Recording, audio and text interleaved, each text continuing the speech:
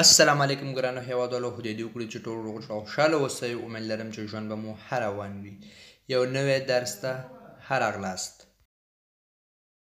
نن زمونږ درس د سبخزونتي په باره کې دی، یعنی یو څوک معرفي کول، یعنی معرفي کول. صحیح شو؟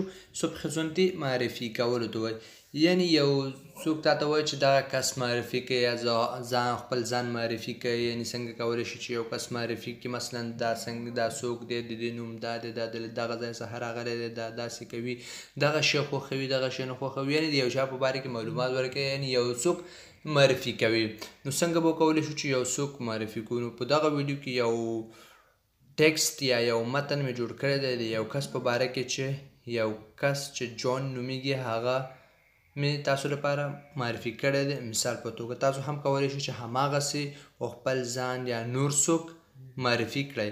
راځئ چې درس شروع کړو. مخکې له دې چې درس شروع کړو، که چېرې چینل مو سبسکرایب کړی نه وي نو چینل سبسکرایب کړئ، زنګ په علامه باندې کلیک کړئ چې هر کله به ویډیو شروع کړو نو تاسو لپاره به نوټیفیکیشن درشي. John est américain. Il vient de Boston.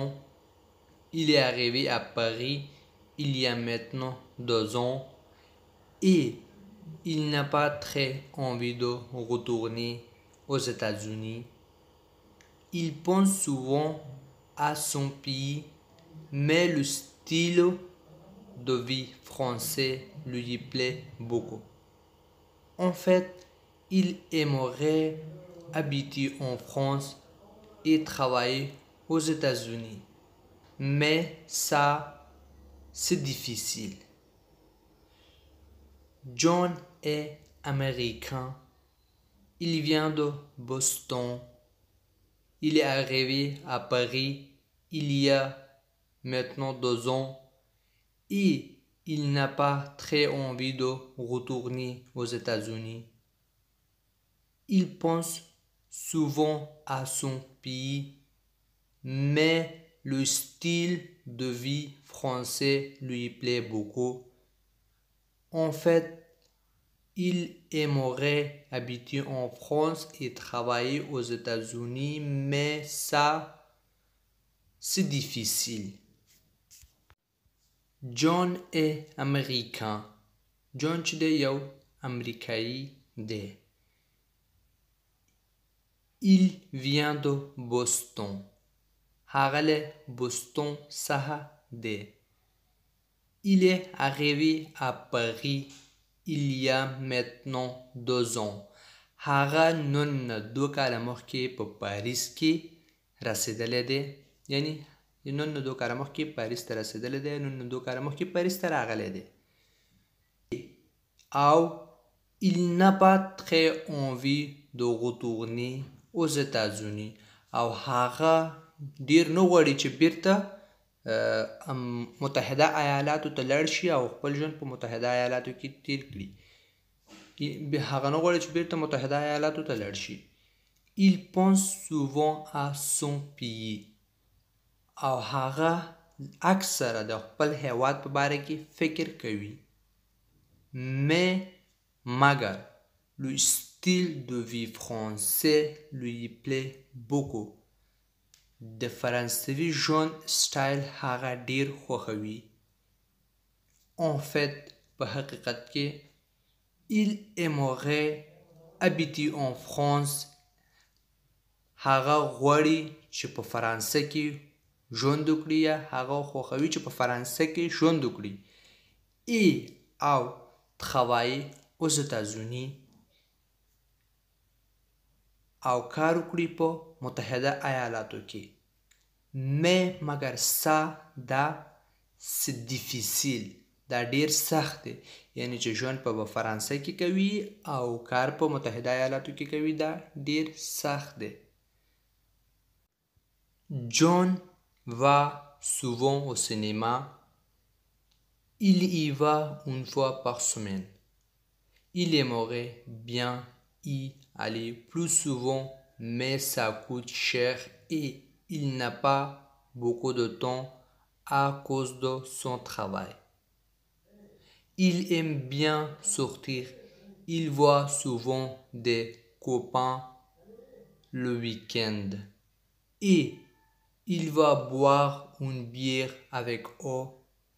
En général, il parle du travail, des filles, du sport, etc. Quand John va au cinéma, c'est toujours seul. Il n'aime pas être avec quelqu'un quand il voit un film. John va souvent au cinéma. Il y va une fois par semaine. Il aimerait bien y aller plus souvent, mais ça coûte cher et il n'a pas beaucoup de temps à cause de son travail. Il aime bien sortir.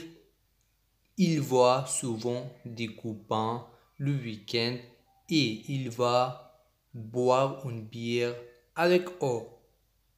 En général, il parle travail, du travail, des filles, du sport, etc. Quand John va au cinéma, c'est toujours seul.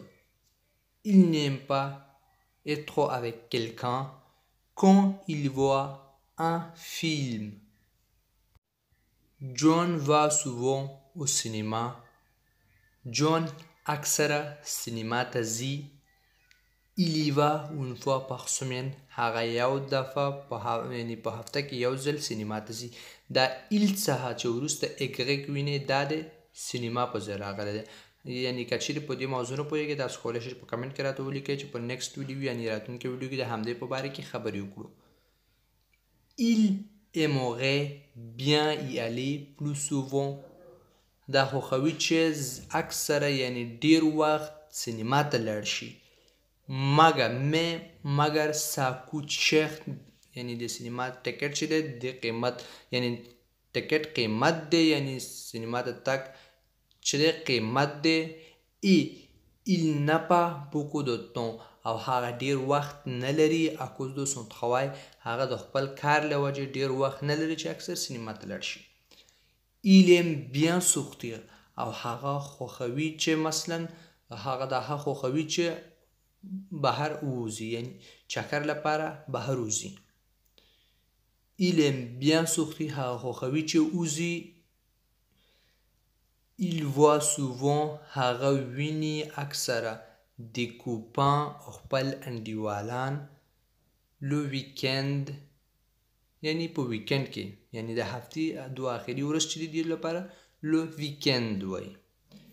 et او il va boire une bière avec eux او هغه ځي بیر اسکلو لپاره خپل انډیوالانو سره. avec eux یعنی هغوی سره یعنی خپل انډیوالانو سره.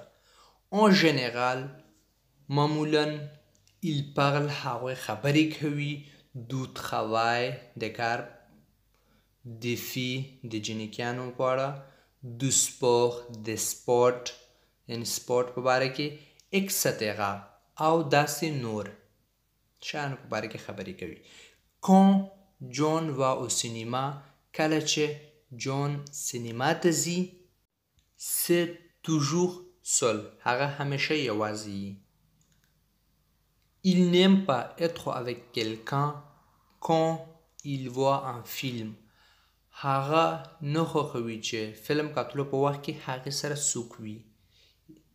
il n'aime pas être avec quelqu'un هغه نه خوښوي چې هغې سره څوک وي یا هغه چا سره وي quand il voit un film کله چې یو فلم ګوري. هغه کله چې فلم ګوري یعنی جون دا نه خوښوي چې فلم کتو په وخت کې هغې سره څوک موجود وي. دا زمونږ درس و. امید لرم چې ورباندې پوه شوي یاستئ. تاسو هم کولی شئ چې همدغسې یو څوک معرفي کړئ او که چیرې ویډیو مو خوښ شوی نو لایک او شیر کړئ چې نور ملګري هم وویني. تر راتلونکي ویډیو پورې په خدای مو سپارم. ښه وخت.